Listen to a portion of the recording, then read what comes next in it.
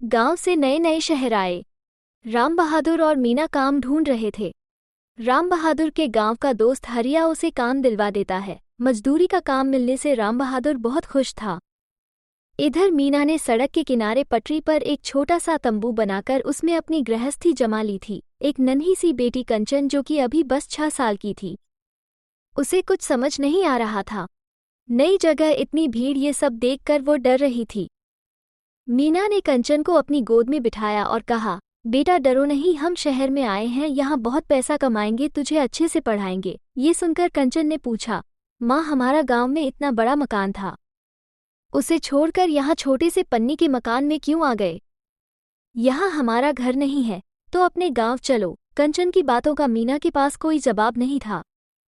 वो उसे समझाते हुए कहती है, बेटी चिंता मत कर, तेरे बाबा बहुत मेहनत कर रहे हैं, एक दिन शहर में भी हमारा अपना घर होगा। शाम को राम बहादुर वापस आया।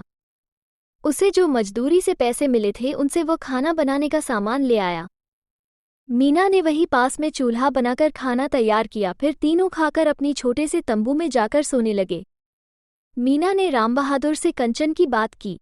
राम बहादुर ने कहा, अगर सही से काम मिलता रहा और कुछ पैसे बच गए तो किराए पर एक छोटा सा कमरा ले लेंगे। अगले दिन राम बहादुर काम पर चला जाता है। मीना कंचन को लेकर काम ढूंढने निकलती है।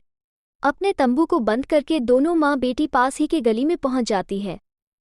मीना कई घरों में झाड़ू पोंछे के काम के लिए कहती है, लेकिन उसे कहीं भी काम नहीं मिलता। इसी तरह एक सप्ताह बीत जाता है।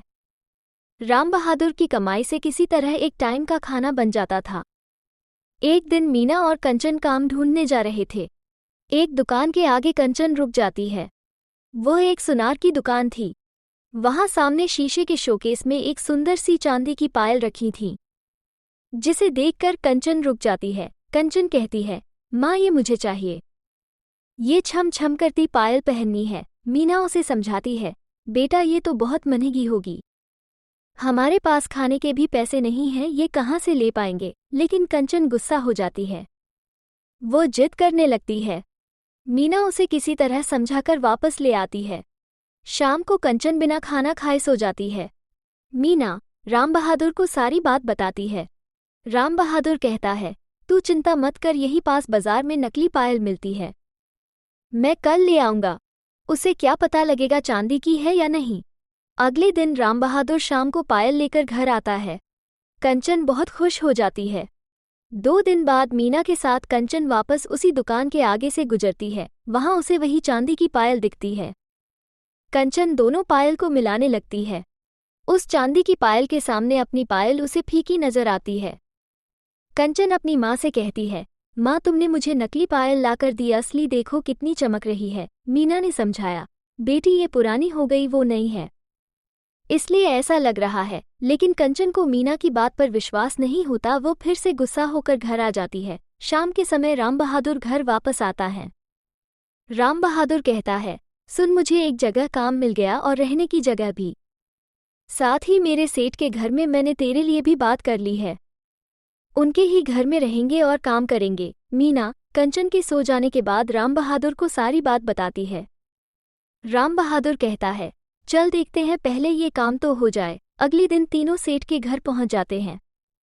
राम बहादुर से के कारखाने में काम करता था और मीना सेठ के घर में काम करने लगी थी। एक दिन कंचन बाहर बरामदे में बैठी थी। मीना झाड़ू पोंछा लगा रही थी। तभी सेठ जी की बेटी वहां आई। कंचन ने देखा उसने वही चांदी की पायल पहन रखी थी। उसे देखकर कंचन जोर जोर से रोने लगी। कंचन का रोना सुनकर मीना दौड़कर उसके पास आई। सेठ, सेठानी, राम बहादुर भी वहीं आ गए। मीना ने कंचन को किसी तरह चुप कराया। फिर रोने का कारण पूछा तो कंचन ने कहा, इसने वो पायल पहन ली जिसे मैंने दुकान में देखा था, अब मैं क्या पहनूंगी। सेठ जी ने पूछा तो राम बहादुर ने सारी बात बता दी। ये सुनकर सेठ जी ने कहा, बच्चे सबके एक जैसे होते हैं, चल मैं इसके लिए तुझे पायल दिला देता हूँ, थोड़े थोड़े पैसे मजदूरी में से कटवा लेना। शाम को वापस आते समय सेठ जी ने कंचन के लिए पायल खरीद ली। राम बहादुर ने कंचन को पायल दी तो वो बहुत खुश हुई। अगले 7 महीने तक मीना और राम बहादुर अपनी मजदूरी में से थोड़े थोड़े पैसे कटवाते रहे।